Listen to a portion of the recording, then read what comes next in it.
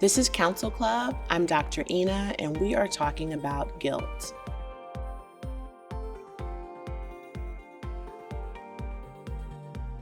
What is guilt? Guilt is this feeling of responsibility or remorse for some sort of offense, crime, wrong, failure, whether it's real or imagined. It's that uncomfortable emotion that comes up when we believe we've violated either a moral standard or we've caused harm to someone else. Guilt is extremely tied to our self-perception.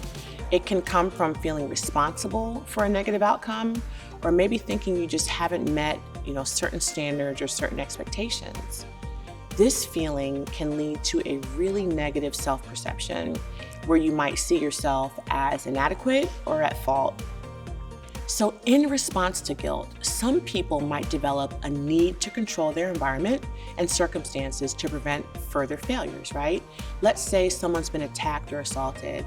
If they can hold on to guilt and figure out a way that what happened is their fault, they may give themselves the false sense of control that they can stop something like that from happening again. Control is something that people often use to manage anxiety and reduce the risk of repeating mistakes, thereby attempting to avoid future guilt.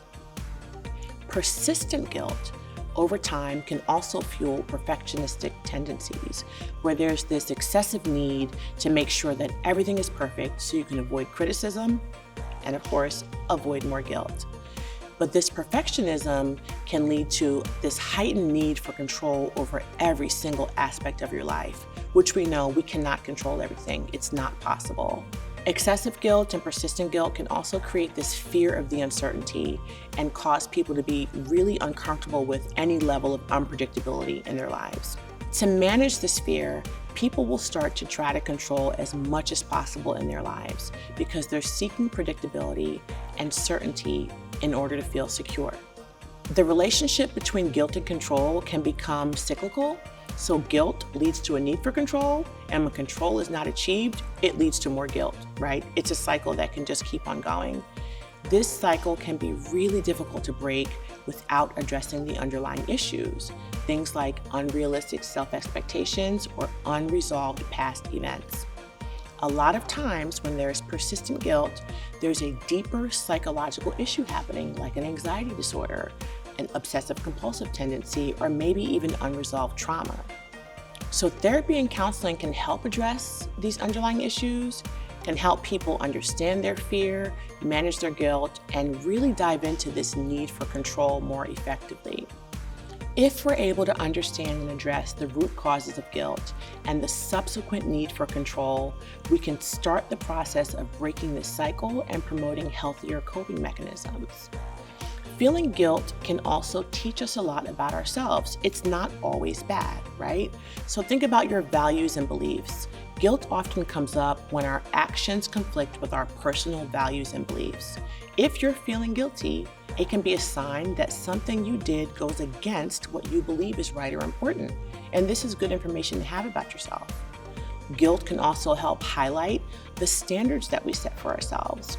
It can reveal to us what are the moral and ethical guidelines that we strive to follow, right? Where are my boundaries? Who am I as a person? What am I okay with? What makes me uncomfortable? Feeling guilt can also show that you have empathy and you care about the impact of your actions on other people. It can indicate that you're aware and in most cases willing to take responsibility for how your behavior is affecting the people around you.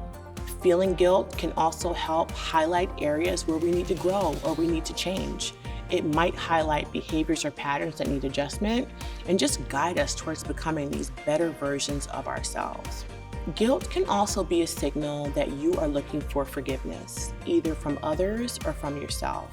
It can teach you about the importance of making amends and moving forward in a healthier way. Guilt can also be useful for encouraging self-reflection. It's prompting you to look inward, understand your motives, consider how you can align your actions with your values more closely in the future. You learn from what's occurred and you attempt to move forward. One key distinction I want to make is the difference between guilt and shame. Guilt focuses on a specific action or behavior. So when we feel guilty, we think to ourselves, I did something bad, right? Shame, on the other hand, is a more global feeling about ourselves as a person. So when we feel shame, we think, I am bad, I am unworthy. Guilt is about feeling bad for something we did, while shame is about feeling bad about who we are. By paying attention to feelings of guilt, we can gain more insight into what matters most to us, how we want to treat others, and where we can improve in our personal and moral development. So like all emotions, we can learn something from them. Guilt is not bad. However, if you have a persistent feeling of guilt or shame that just won't go away, right? And it starts to impact your day-to-day life, your relationships, or you start to have an ongoing narrative in your mind, you're saying negative things to yourself about yourself, these are all indications that you may need to work with a coach or a therapist to try to get to the root causes of the feeling of guilt.